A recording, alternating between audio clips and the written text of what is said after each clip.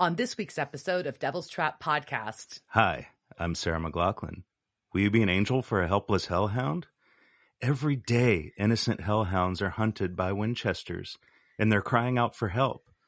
Please call the number on your screen with the monthly gift right now. For a small monthly commitment, you can help rescue hellhounds from the Winchesters and provide souls, brimstone, and cuddles.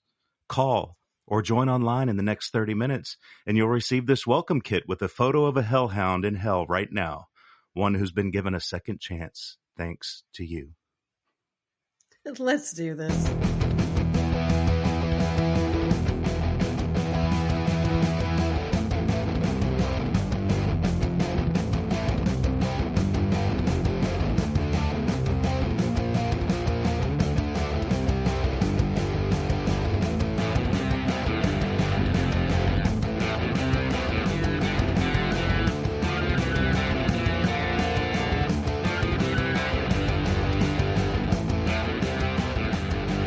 Welcome to this week's episode of Devil's Trap Podcast. I'm Diana. And we're going to talk about season 8, episode 14. Oh man, even that was wrong on my notes. Trial and error. Oh boy. So apparently Diana got wasted. I really didn't. I had like a nice pre-dinner cocktail, and I don't drink good on an empty stomach, and that's what I was doing when I watched. So we'll see how those go. So we are having this because the eclipse did not end the world. Yeah, the sun didn't explode. It didn't. I have a story about that. I'm drinking out of my winery Eclipse drop glass, and it's got the little the sun becoming not sun and then around it. So nice. And also their Eclipse Malbec, which has a little fancy sun on it. And I have an extra one because my friend didn't want to check a bag. So now I have one that I can put aside and, and keep. And this one I could drink because I didn't. So if you couldn't tell by what I was saying, I went to the winery, which is a winery for the Eclipse. I'm just go barely into this. So anyway, so the winery is a winery that is in Fredericksburg, and they have a rhino. And the winery had an eclipse party yesterday, and we got super bougie, but I feel like they have the best bang for the buck because we got to keep like this custom chair that's got, it says the winery on it, but still a nice freaking like outdoor camping nice chair ones. with a little cup holder and Mm-hmm. stuff in it. Like not a cup holder for a wine glass, which would have been smarter, but still, like that. And then like a bottle of they made a special edition wine, a special edition glass, and then like this really comfy blanket that's like super soft and it's got that on it. And yeah, and then you got like 2 drinks and then like food and stuff. And it was like a couple $100. So like it was worth it. And I got to meet a rhino named Blake. I mean, I didn't get to touch him, but his name is Blake, and he is adorable. He is 5 years old, which apparently is puberty for a rhino, which is what I've learned. Oh. So he is too young for the teat and too old for the teat and too young to copulate. So at the winery out there, he currently has like a couple of acres to play on, but they're working on making more stuff. And then when that is done, because they're part of the conservation organization, I did not know this. If the conservation organization takes a look at the population of rhinos and goes, we need more because they are not doing well in the wild, then they'll give the thumbs up, and then Blake will be able to get some. But they can say, "Hey, we're good out here in the wild," and he will not. Blake will be a bachelor. Yeah, Blake just won't. I also learned that it takes them an hour, at least.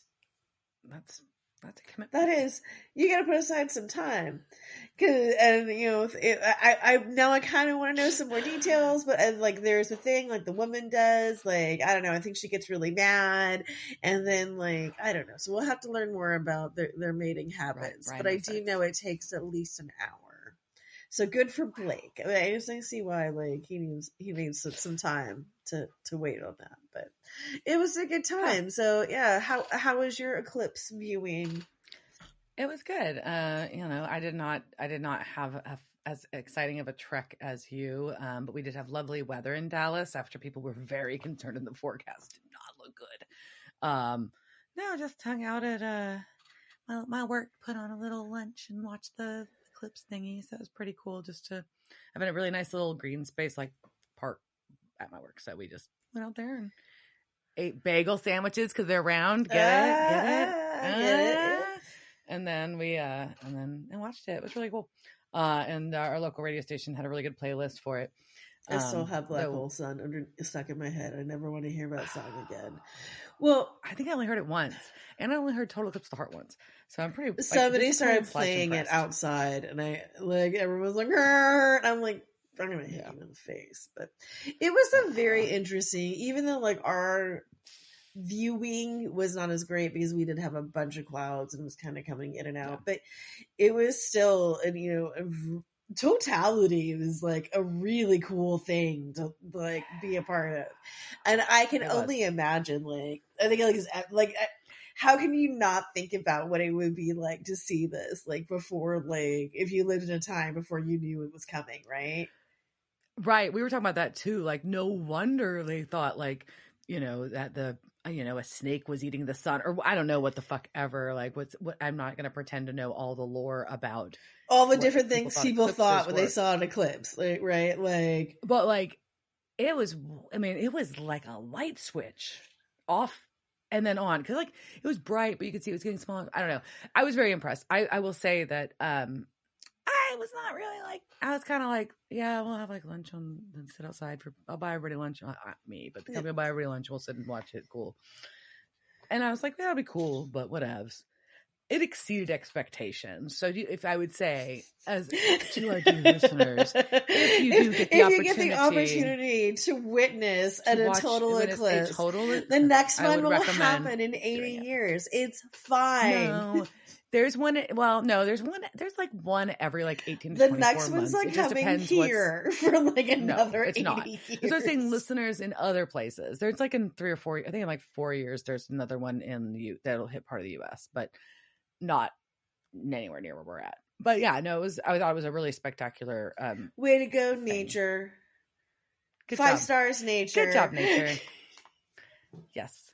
So no, it was really cool. I was impressed. Super impressed with the experience. And yeah, other than that, I guess that's the big news of the day. Yep. I can talk about other things I've gone and did. Shockingly, I saw music, but that's, a moot point of this. Yeah. We also had April Fool's Day, like that passed somehow, like before, like I don't know how we missed that. But so the reason I'm bringing it up is that Misha's April Fool's joke was this Maca Variety article that was written by Becky Rosen announcing an all-female reboot of Supernatural called Resurrection. Hilarious. I like it. All right. So let's talk about this week's episode. So Trial and Error. This first aired February 13th, 2013. It was directed by Kevin Parks. Now, Kevin Parks is the first assistant director on the Odd Number episodes. And he is also known as, or was known, I guess probably still is known, but he was known as Parksopedia because he had this encyclopedic knowledge of the show. So like these first assistant directors, really what they're doing on the set is like, they're basically plotting out like all the shots and all the schedules, and like they're almost like a project manager in a way, but they're just like, they keep everything coordinated, right? And so in order to do that, you have to know a lot about the show. So he knew, like, he was the go-to like knowledge about all the lore, all the things that happen in Supernatural. It was Kevin Parks, but this was his first episode to direct an episode. The other person who did the even numbered episodes, he already got his chance, so now this was Kevin's. And more recently, he's been working on Firefly Lane and the Amazon show Upload. Did you hear about that show? No. The premise is after his premature death, a man's consciousness is uploaded into a virtual world. As he gets comfortable with his surroundings, questions about his death arise. I have not heard of that, and that sounds terrifying. Yeah. So that's a show that exists that he has been working on, and right. So this was written by Andrew Dabb. So, all right, we start off with a recap, and our recap is all about crossroads demons and hellhounds and goofer dust. And Kevin's work on the tablet and the key. So we open at Fizzle's Folly. Where, Mr. Fizzles. So we've got good old Kevin in his deep in his very unhealthy process of translation, which means he's like getting up at like it looks like he's getting up at 5 a.m. He could be getting up at 5 p.m. and then going to bed but it's dark at 2:45 when he's going to bed. Yeah, so 2:45 a.m. Goes to bed at 2:45 a.m. and wakes up at 5 p.m. No, I don't know. Anyways, it's very confusing. Yeah, but always so maybe living off of like 3 coffee. hours. He's living off of coffee and hot dogs and aspirin. He's got his murder wall. It's so gross. It's bad. Also, to be fair, like, when he was eating them in the show, he was eating those were tofu dogs, but still gross, which I think is grosser. I know. My God, is that supposed to be better? They were so uncut. And so it's been basically like a month that he's doing, like time has passed while he's doing this. And finally he says that he's done it. He's translated what he needs to translate. He says, holy crap, his nose starts bleeding and he falls out. Yep. So, he just passed out. Oops. But he made a breakthrough, so that's great. And we cut to Dean in the bunker. He's got his own little room in his bunker with his Led Zeppelin record and a photo of one of his childhood photos with his mom, and basically he's setting up like his own little space, and he's talking about his memory foam mattress. And he committed to a mattress. Like, that's a commitment. That's a big deal. Because I'm assuming he had to have bought this because the bunker, like, memory foam is not, unless Men of Letters, like, were ahead of their times and figured out memory foam. Like, did they, like, have it delivered? Did it get, like, do they strap it on top of baby? Like, I want to go mattress shopping with Sam and Dean. That sounds like a fun excursion. You just want to test the mattresses with Sam and Dean. That too, but also just the process could be fun. But it's what gets kind of sad though here is Dean expresses that this is the first time, his first own room that he's ever had. Like that's sad. But then you think about it, like, does that mean like he literally, like, God, that's gross. Like, it's not just sad, it's gross. Like, how long have you, like, not, I don't know, you've been sleeping in a car and it's unfathomable. And I know that is probably a very privileged thing for me to say, but it is like, that's a lifestyle that is just, it really, when you think about that, not having a place to, you've traveled as much as, not as much, but you've been, you were in the military, you had to go away from home, but you always, like, there is a place. Got a home base to return to. And to not have that that's terrifying to me. Mm-hmm. And so Sam immediately throws his gum wrapper on the floor. Who does that? Anywhere. Even on, like, a weird hotel. Like I kind of didn't get this. I was kind of like, what are you doing? And he also I know you're fucking with your brother. You also just be fucking with your brother. But it's like, you're not that much of a slob. No. Also, Dean does have a nice display of weapons on the wall. And I want to know if these are from throughout. Like, I assume they're not Men of Letters weapons because they weren't really into that. Well, listen, no, the samurai swords are the Men of Letters, right? So we've seen those. Yeah. And I also think the Men of Letters, like, some of them are theirs. But I think a lot of these are personal, too. So interesting. But they go back out into their research world because Sam is deep in it. And Dean delivers burgers to them both because Dean is stoked to have a kitchen and he is apparently a pretty damn good cook.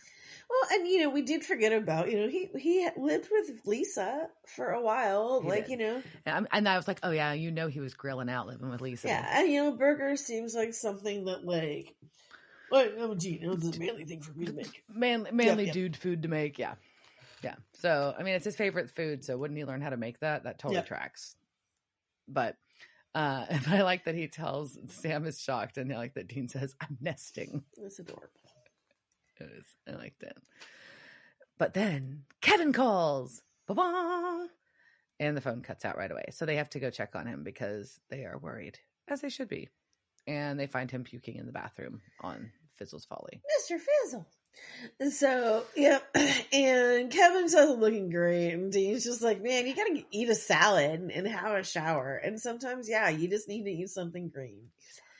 I have been eating out for the past 5 days, and I'm just I just ate some lettuce with some dressing on it, and then I ate some kale and some carrots. I'm just that's my stomach's I don't want anything else. Just put green things at me. Green things, please. Green things only. And Kevin's like, yeah, I think I had a small stroke, but it was worth it because I figured out how to close the gates of hell. He has. What? And what it is that God has built a series of tests. And test is today's magic word. That means it's time for a pop quiz. So today's pop quiz, what we're going to do is I actually have the Supernatural pop quiz deck that I got off of Stan's. This was made by something, Inside Edition. I don't know. CW and Warner Brothers has got a thing on it. So it's questions and answers throughout the entire thing. So obviously I will be calling questions to only be around things that Diana has seen. So, we'll do, I don't know, 5 questions or until it's no longer funny. All right. So I'm randomly picking out a card thing here. I'm not sure how these work. All right. So, I think this is very appropriate. I just randomly picked this. All right. So this question is, who owns the houseboat where the Winchesters hide Kevin Tran? Garth. That is correct. All right, so you got that one right. Okay, so the second question on here. Who finally kills Lilith?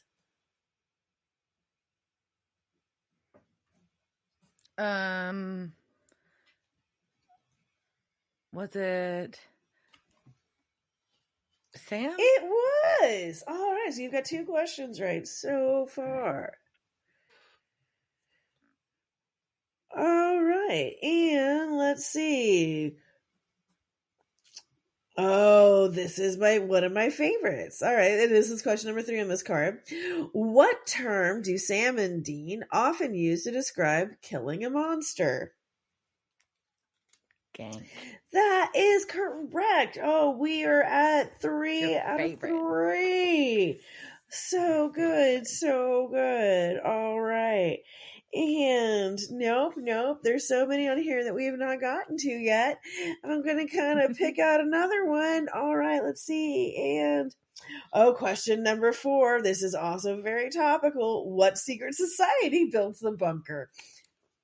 Men of Letters. That is Men of Letters. All right, so you were just killing this game that clearly was only written about season 8.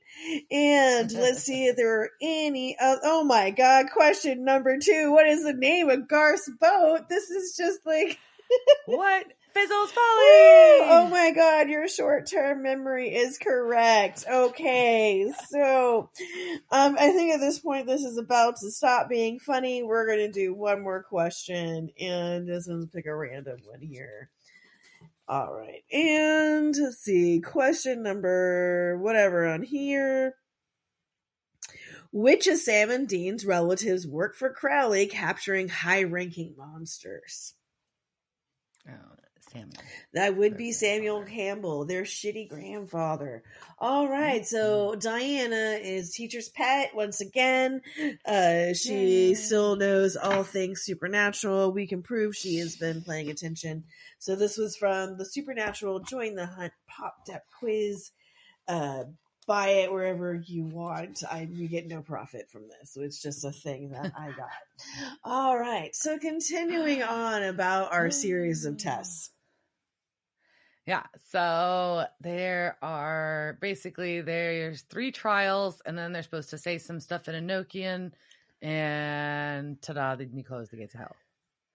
Right, so there's a bunch of spells. They don't really know what they are, and all we know is that, but Garth, see, I'm just in Garth land. So what Kevin has figured out, though, is the first test is killing a poor defenseless hellhound, and then bathing in its blood. Little hell pupper. I would say no. You should just be down. Like, I'm going to call Sarah McLachlan for hellhounds. Hell puppers. Poor hell puppers. Yeah, it's kind of dark. I mean, like, I know, like, the hellhounds are mean. I get it. Like, I don't really necessarily know if I want to cuddle with them. They don't seem like they want to cuddle with me. You don't know. Like, you haven't been around them. Like, maybe they just weren't properly trained. Maybe they were trained to be mean. You don't know. You can't just, just didn't give them a you treat. can't just kill an animal. I'm sorry, even if it's a hellhound. Well, hard pass. Dean's like,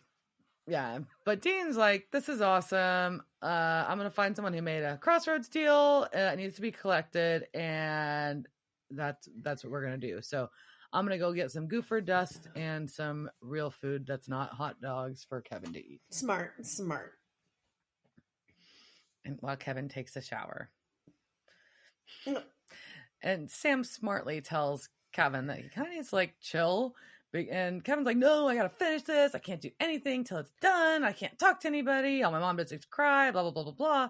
I need it to be over. And Sam's like, yeah, this whole, like, saving the world thing is a marathon, not a sprint. But I also get where Kevin's coming from. Like, yeah, when you know, like, this thing sucks, if I power through it, it will be over. Like, especially knowing, like, this is, like, Sam, I get it. You've been saving the world a lot, but there is a specific task that can be finished.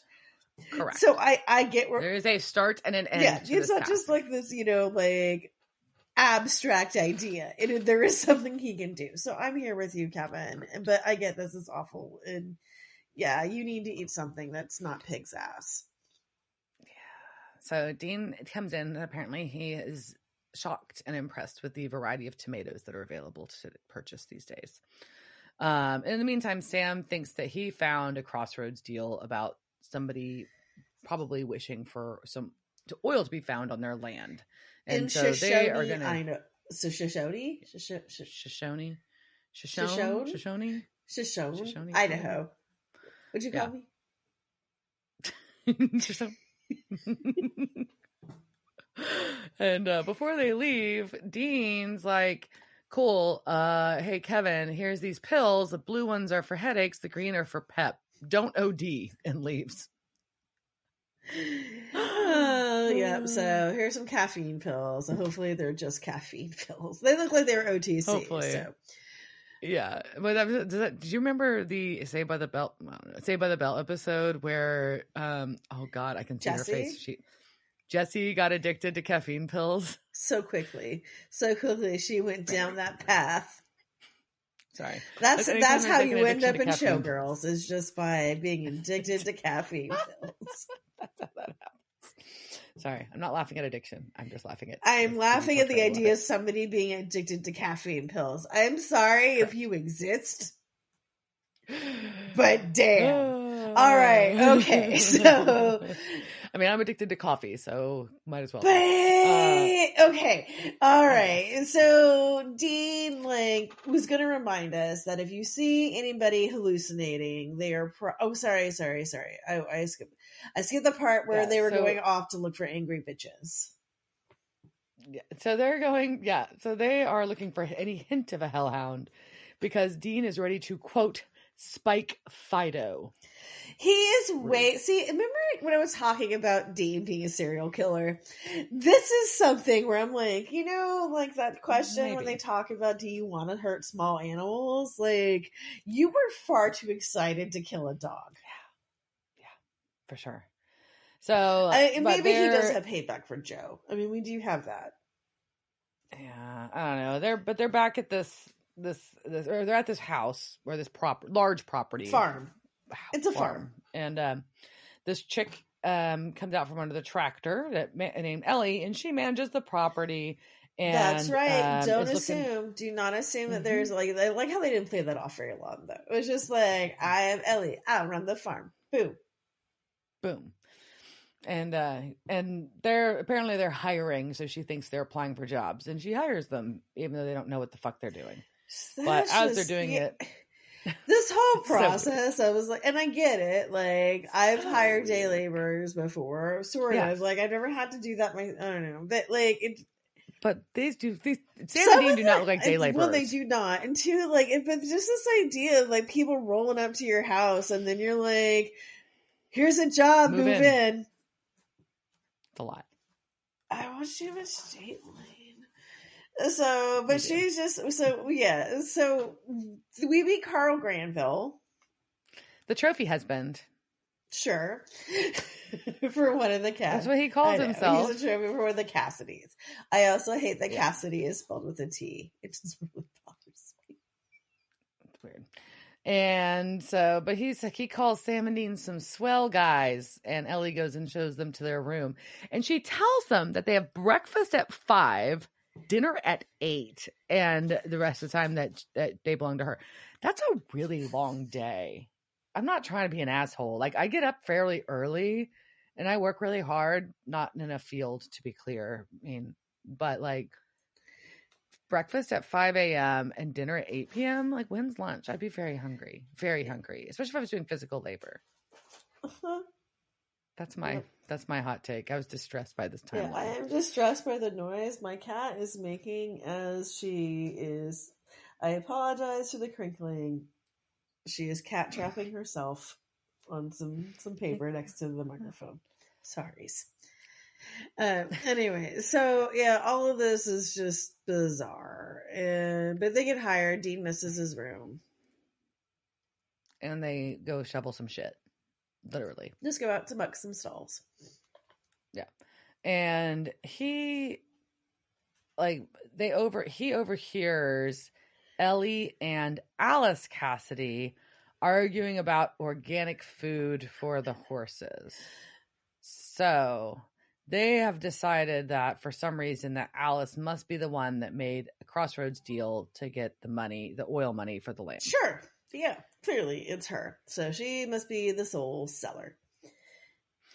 Later, Alice and Carl are outside having a delightful dinner outside in front of a fire that looks amazing. And I'm so jealous of them sitting out here in the woods, just like with their fire. Yeah, looks nice. But we hear a howl, and Alice is like, I need to go check on the horses. They're going to be spooked by if that's that wolf again. So the horses are whinnying, and Sam and Dean are secretly trying to watch all this go down. But as she's trying to go check on her horses, Carl gets killed by a hellhound. Yeah. Oh. Eaten by that invisible dog. So we now know that Carl must have made a deal because they don't go after you otherwise, right? Maybe. Or something, kind of. I mean, like, that seems to be that's the main theme, but I also feel like Sam and Dean are worried about people being bystander, like, getting, like, well, I mean, like, what, Joe got killed by a hellhound and they weren't after her. That was the cat sneezing? Bless you. Okay. So. But I think, like, Crowley, like, sicked them on her. Right. And so, I mean, like, I guess, like, typically they're not going to go after you unless they are, like, well, then they're kind of like suck on you. Like, is that how you like sucked? Sicked? Like, sick them, like maybe like it's like, they get the scent and like they have to go after this thing, but they're still also really like angry bitches. So sometimes they may just like get like a side nosh of you. Maybe. I don't know. It depends how hungry they are. So we've got Sam and Dean and Ellie agreeing that Carl was a good guy, and the sheriff saying that he died real bad. And he says it was a wolf. Ellie is not convinced though, so she's gonna go make some calls. I don't even know what that means, but okay. Who are you gonna call? Hey, I think she's calling out Cassidy's probably because she's just like, yeah, I'm coming. Yeah, and sheriff's like basically hints to Sam and Dean that it's bad news to have all the Cassidys under one roof. So there we go. Sam and Dean are like, well, fuck it. We missed our opportunity for the hellhound. We got to bounce. Next spot anyways. But as they're getting ready to, Sam finds Alice by herself brushing horses. And he asks her if she's okay. And she's like real confused. And this is where it gets real creepy because she's like, I'm fine, but that's weird because I loved Carl, but I don't remember why I loved him. He's like, she starts talking about how we went to school together. He mooned over me. I made fun of him, but then some Valentine's we got together and there was magic. And I don't know. Now he's gone, but I'm not sad. Yep. And I'm just fine. And this is where we all start kind of like putting together like, ew, Carl. Yeah, Carl did something gross. Carl. So Sam goes and tells Dean, and Dean's like, "You got some graveyard dirt?" And Sam's like, "No, we don't need to summon a fucking demon." And he's like, "No, we're gonna hold a Crossroads demon hostage in return for a hellhound." And Sam's like, "Hold on." Crowley will be so fucking pissed. That is suicide. Carl sold his soul for Alice, not for oil on the property. So somebody else did it for the oil.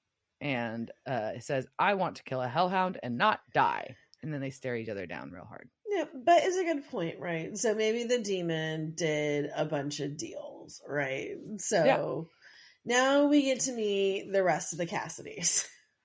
We kick off with Noah Cassidy, 71, worth $1 billion, and married to wife number 5. A 20-year-old lingerie model. Who is not there, thankfully. No. Cindy, who had a single on the country music chart, but then she started drinking real hard. And then after she started hitting the bottle, her last album were holiday songs for dogs. And Ellie's favorites were Jingle Bark Rock and Don't Pee on This Tree, Happy Arbor Day. And then the youngest, Margot, who goes by Margie a lot too in this episode. And she ran away from all of them and currently lives in Paris. Alrighty then. Yep, so they are all there. And now, like, their jobs get weirder. And now you're not only farmhands, you are also serving caterer waiters. Okay, wait, sure. Sure. So, but Dean's going to grill, and Ellie does like a man who can handle his meat. So we've got a really awkward dinner where Margot's expressing condolences. Noah's calling, I don't know. It's a really weird. Like bad dinner conversation. We learned Cindy's mocking Dad's wife. We learned that Margot and Carl used to do it before like Alice and Carl got married. Then, like, we go to the kitchen and we learn that Ellie says, she's just here because she loves the land and its animals, right? So she doesn't care about his family. Yeah. She's just here for that. And she's been there since she was like 13. So, and we get a terrible exchange with the family where Noah is talking about his children, about how when Margie was fat and Cindy was sober, is one of his fun references. Cindy gets back, tells him to get cancer and die, old man.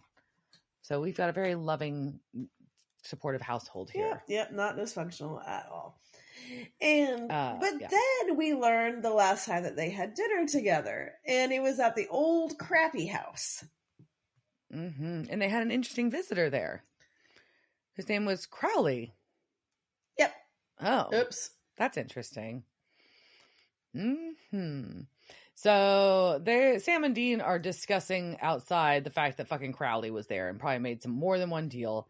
But while that happens, he calls with some news, and he's got some tips about hellhounds, about how to use holy oil to be able to spot them. Yep. And so what he figures out is that the dire creatures may be seen only by the damned or through an object scorched with holy fire. And that's how we get to our artisanal holy oil. Artisanal. And they figure out that means glasses. So you can like run a thing in glasses and then you can see the puppers. Yeah. It's pretty clever. So Kevin's just popping some pills. Like you do when you just gotta power through. Dean's finding glasses. Sam is still kind of like watching Noah and Margie because apparently they're going to take shotguns out and go hunt down whatever thing ate Carl. Daddy's drunk and armed, must be Christmas, which, fair. And so Sam's like, maybe I'll just go with you guys. I want to help. While Dean uses the holy oil with he puts the glasses through it so he can try to watch for hellhounds. Yep. So I'm just gonna say that man wears glasses well. He does. Yeah. Like real well. Yeah, Ellie likes him in his Clark Kent look, and so do I. Yes. Yeah, glasses. Yes, glasses ma'am. really work on him. Yes. Into it. Here for it. Hello, Nerdy Dean. I'm in. So because of this, though, Dean is so on the mission that he fucking turns down Ellie. She is heavily coming on to him. Heavily. Yes. And he's like, I can't, can I get a rain check? And she's like, nope, it's one night only. Oh, bummer. But out in the woods, we got Noah, Margie, and Sam, and they're being stalked by something. And so Sam separates from them because this always goes well. And it gets almost shot by Noah, and in the meantime, Margie gets attacked and killed. Yep, she also gets eaten. But Sam takes like a shot, and he does kind of like get something off of it. But it's too late. Yeah. She did. Yep. Back at the house, everybody's very upset. Dean says fuck it and explains the hellhounds and Crowley. He's like, Sue, who else signed fucking deals? And no one else fesses up. And Sam's like, fine, I'm just going to block everything off with the goofer dust. And anyways, it's a standoff between Dean and Noah. So they handcuff them so they don't hurt themselves. They goofer dust them in, but also, it's weird. Like these two guys, like you just hired, we are drifters. I know, handcuffed you, sprayed dust everywhere, and told you made a deal with the demon. Yeah. No, I also would be like, I would like to leave now, right? And so then we go to Dean talking about the trials. Yeah. And his whole thing is like, look, no matter what, it's one of us is going to die in God's obstacle course. So Dean's like, I'm a grunt. You're the brains, Sam. And so I see the way out. You're the brains and you see the end. You see the way out of all of this. But Dean just doesn't have that optimism anymore. And so he wants to be the grunt and die for the cause. Because he doesn't have anything else. He doesn't have hope. And he sees Sam having a life and a future. So he wants to do the trials alone. It is I don't know. It's nice that he's like, I want Sam to get out. At least at least he's saying that now, I guess. Well, and it's nice that he's sharing that he doesn't share Sam's optimism.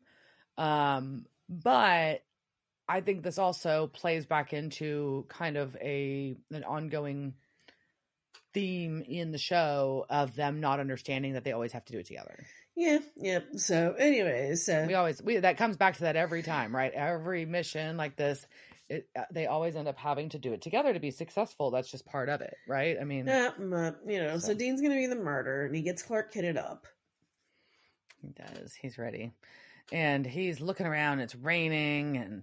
And we hear I Touch Myself by the Divinals playing quite loudly from the stable. Yeah, so when Ellie did not give Mr. Winchester, she decided to touch herself.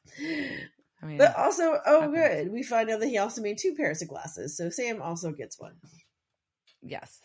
In the house, we've got Cindy accusing Noah of making a deal.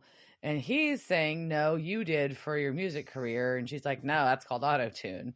And Alice is remembering that Margot said if the family was rich, that then they would all be happy. So now we know that the wish, now we know maybe one of the wishes it could have been Margot wishing for the family to have money. Yeah, it would explain why her throat was ripped out, right? So, yes. So maybe that's happened, right? So then we cut to Dean ruining Ellie's dance party, and she once again just throws herself at him. In her lingerie and a beer. Turns off the music and they kiss. And Dean's like, you need to stay inside. Where the fuck is she going dressed like that, sir? She ain't going anywhere. But she knows that it's coming for her. Oh, shit. She made a deal. She knows what it is.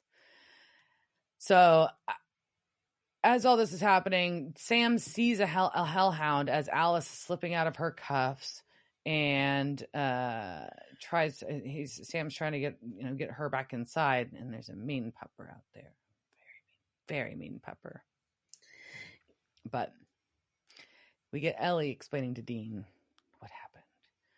Her mom worked for the family before they had money, and she grew up there.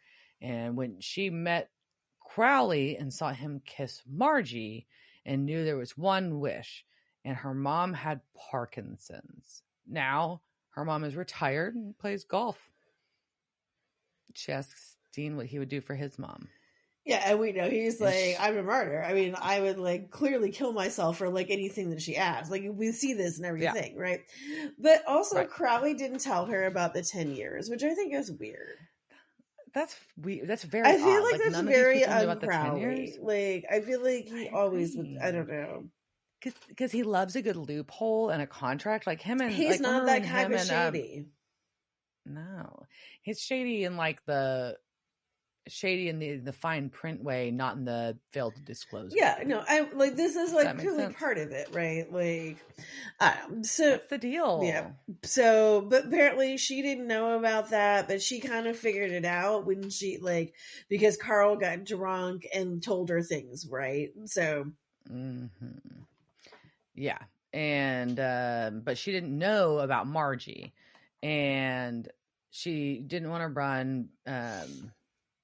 Yeah, and she wanted some tunes, a last meal, and a piece of Dean Winchester, which, frankly, I don't oppose you having that before you die. That makes sense. Yeah. So, but then they hear howling. And she starts seeing Dean as a monster, so she starts hallucinating, and it's real scary. I didn't like it. No, but he's, also not unattractive as whatever she hallucinates. So Dean then gives her a circle of goofer dust to stay in without really explaining what this is. And I never understand why these bitches stay in a circle when they do that. I'd be like, no. Yeah, it's a lot. But she does, and he goes out and he puts on the glasses and he sees the hellhound and he's taunting it. And he's getting clawed and gets thrown. He loses his glasses, but he can see the breath. But then luckily Sam's there and he shoots, but they finally Sam gets pinned, but he's able to get the blade and stab the hound on top of him, which makes it bleed all over him. So now he has killed and bathed in its blood. Yep. Right? He is covered in the poor puppy blood. So Ellie patches up Dean, and she really wants him to go to the hospital, but they're like, no, he's had worse, because of course. So basically they're just going to send her on her way with a hex bag, and that's it. Gotta go. Bye. Okay, all right. So she's off on the run now with a hex bag that'll hide from her, right?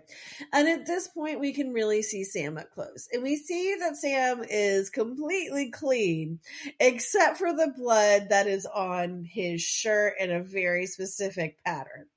So there's no blood elsewhere on Sam Winchester except on this shirt. Like, it implies that Sam, like, he looks like he took a shower but put that shirt back on. Put the shirt back on, which is a weird choice. I don't understand what's happening, but like, did you think it was like, oh, this print is like cool, this is my new fashion line, like puppy blood, like blood dye, like a tie dye, but it's puppy blood. Blood dye? Oh, blood dye. I mean, it'd be like goth tie dye. Yeah, but super, super dark. Anyways, okay, so let's go past this. I'm in a place I don't want to be. So, there's no blood or anything on Sam but that shirt, and now Dean wants to shut down hell before her soul gets cleaned. Yeah, like his whole like premise is like she's not going to go to hell because he's going to close the gates of hell before she dies. Yeah. Okay. Sure. Is that how closing the gates of hell? Yes. So basically, now they're really showing this, like, kind of like that is the premise. Like, the gates of hell get closed. Not only do all the demons go there, but now souls can't go to hell. So, but where did they go? Heaven. All of them? I guess so. Where else are we gonna go? I don't know. Dean hasn't thought that far. So, but so that's the plan. And so Dean's just like, I'm gonna do the spell. And he starts it, and Sam's like, nah, sorry, it's not gonna work for you, because remember, I'm the one that killed the fucking hellhound and got covered in doggy blood. So Dean's like, fuck that. I'm going to track down another hellhound because I need to be the one to do this. And Sam's like, no, I can do the test. It's suicide for you, but I want to live. So I can do this. I can take you to the light. You're a genius. You're better than me and you're better than Dad. I believe in you. And he asks Dean to believe in him. Won't you believe in me? Believe in me, Dean. Believe. That was a sweet speech. It is. So he gives Sam the spell. Yeah, Sam starts the spell. And something happens to his arm. Starts like getting all glowy. Yep, and he just like sucks up light through his veins. And I'm fine. I'm fine. Oh, that's not good. And that's it. That's how it ends. Yeah. So... Ilzy would talk about who's in this episode, and then we'll talk about how he feels. Casting couch. It's the casting couch. Were they on that show that time with that guy? La la la la la la la la la la la. Yes. So our cast in this episode, Ellie was played by Danae Garcia. She's been in episodes of shows like CSI Miami and CSI New York. She also has had some long-running roles. She was Sophia in Prison Break, which is a regular character, and Luciana in Fear the Walking Dead. And that's like 100 episodes of that. She also has been a model and a ballerina. Ooh. Alice was played by Allison Richmond Peck. She's been in episodes of L Word, Star Trek Discovery a couple times. She was Lillian Luther in Smallville for several episodes. She was Jean in Battlestar Galactica as a recurring character. Olivia in the 12 Monkeys series as a recurring character. And most recently was Bev in the Ginny and Georgia series on Netflix, which I've been enjoying. Sorry. Whack my mic there. Noah was played by Francis X. McCarthy. His career dates back to 1979. He's been in episodes of Rockford Files, Love Boat, Cheers, Moonlighting, Alf, A-Team, 21 Jump Street multiple times, Father Dowling Mysteries. You remember that? I love that shit. Third Rock from the Sun, Smallville, CSI New York, Bates Motel, and 911. He was Obispo in Altered States, the movie, the 80s movie. He was a waiter in Dead Men Don't Wear Plaid with Steve Martin, and also was Olsen in The Man with Two Brains, so two Steve Martin 80s movies. He was Oliver in Action Jackson. He was Dr. Calvin Hobbs in Melrose Place, the 90s version, which is a recurring character. Dr. Kaiser in Basketball, our South Park friends, and Boots in the movie Interstellar.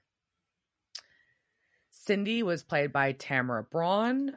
She's been in episodes of Party of Five, a couple episodes of Buffy the Vampire Slayer. She was in House, Ghost Whisperer. Her biggest parts of her career, though, are soap operas. Reese in All My Children, over 80 episodes. Carly, in addition to two other characters, which it makes sense for Soap World, I think, in General Hospital in over 700 episodes, over 700 episodes, and Ava and a couple other characters in Days of Our Lives, over 400 episodes. So pretty solid soap opera acting career. And Carl, our trophy husband, was played by a man named Jon Stewart. He's been in episodes of Fringe, a series of Unfortunate Events, Lucifer, iZombie. He was a paramedic in Final Destination 2. He was Rusty in the movie Walking Tall with The Rock. And then he was a dancing policeman in the Imaginarium of Dr. Parnassus and a pilot in the film 2012. There you go. So there we go. So this episode, all right. The whole story was really just a plot line to drive that they needed a fucking hellhound. So I feel like some of it was kind of, I say that nicely. Ellie is cute. It was kind of fun having not fun. It's always kind of dark having like a super dysfunctional family like that, but whatever. They worked real hard at it, but that was really all this was. The whole episode was a device to get us to a hellhound, right? I mean, yeah, you say that. But I feel like there's two things that I'm slightly confused on. Is I feel like there's still some slight like lack of clarity on hellhound lore, and does Kevin have more information, because this is real stressful. Those are my two things. Yeah, I mean, hellhound lore. I feel like, like they're sticking to it, I guess, right? But like they've added in, like, now we know who else can see them, right? So yeah, I don't know. I'm kind of fine with that. But this, like, how long does it take Kevin to decipher this tablet? Is it because like it's like not all the way there? Like, why is it so hard for him to read it? Like, well, it's supposed to be like the thing. He's supposed to be like the chosen one to read it. Yeah. So I don't know why it's like, it does seem like overly stressful for the prophet. Like, I don't remember Chuck having these kind of problems, but it's just, I don't know. And if he knows the first step and he tells them that, but how does he know? Like, also, why didn't they wait to hear all three steps? Like, if I were them, I'd be like, well, what are I want to know all three before I commit. Yeah, I need all the steps. Right? Yeah. Why would you only want to know step one? Yeah. Step one. That's where my brain went. Step one. But yeah, I know that's what I was thinking too. I was just like, so we've only gotten the info on step one here. Yeah, you're just like, I feel like they're Winchestering forward, just maybe being a little headstrong, and maybe stop and like figure shit out before you go forward. I don't know. But they're on a mission, and so here we go. This is where we're going. And now we're clearly moving into Sam Winchester is going to be going through some trials. Yeah. I mean, I guess he has to. Dean has to kind of let him know. We're not going back now, I don't think. No. I mean, it'd be weird. Yeah, I got your weird light arm. And now, like, so Ellie just like, they're like, hey, bitch, here's a fucking hex bag. Disappear. Kick rocks. Like, no spoilers, but I don't think we ever see Ellie. Well, according to the casting notes, you don't. Yeah, no, she's just fucked off. I mean, did she disappear? I mean, well? I guess so. I mean, we never know what happens. So there's your supernatural spinoff. Weird. And you keep looking for the new storyline. Where the fuck happened to Ellie? Ellie's off raising horses somewhere. Good for her. But yeah, so no, I like that there was some fun. I thought there was some cool stuff they added in with like the glasses and being able to use. Oh yeah, we got an excuse to see Jensen Ackles in those glasses. So bravo, good choice. Thank you, props team and costumes and whoever did that. Yeah. I want to see more of the peppers. Well, and that was it. This is like the first time we got to see a hellhound, really, right? And so, but they made it kind of blurry. Like I know they did that on purpose, but I know. But we just don't know. Like I want the Sarah McLachlan from a hellhound to come through. You know, like for only $4 a day, you too can say the hellhound from the Winchesters. I will remember you. In the arms of the angels. I think they need a song. All right. Anything else on this? I don't know. So also, I saw something that was an interesting thing, but this was exactly like halfway through the series. So we're halfway through our podcast too. If you put it that way, we are halfway through. So now it's all downhill. Weird. Only 7 more seasons to go. It was all downhill from here, Diana. That's so weird to think about. We're on the other side. Interesting. We crossed to the other side. I feel like I know what I'm talking about almost now. Right? Crazy. Don't worry. Some things will come and fuck that right up soon, I'm sure. No doubt. All right. Cheers. All right. Cheers, Dirk. Cheers, bitch. Devil's Trap Podcast is a Don't Get It production. Meow. Devil's Trap Podcast is part of the Ship It Studios Podcast Network. Thanks for listening to this week's episode of Devil's Trap Podcast. You can follow us on Instagram at Devil's Trap Podcast, Twitter at Devil's Trap Pod, or you can email us at devilstrap@devilstrappodcast.com. Don't forget to subscribe, leave reviews, and share with all your friends. We're at all your favorite podcast outlets and at devilstrappodcast.com. I'm Babe. Thanks for tuning in, and we'll see you next time.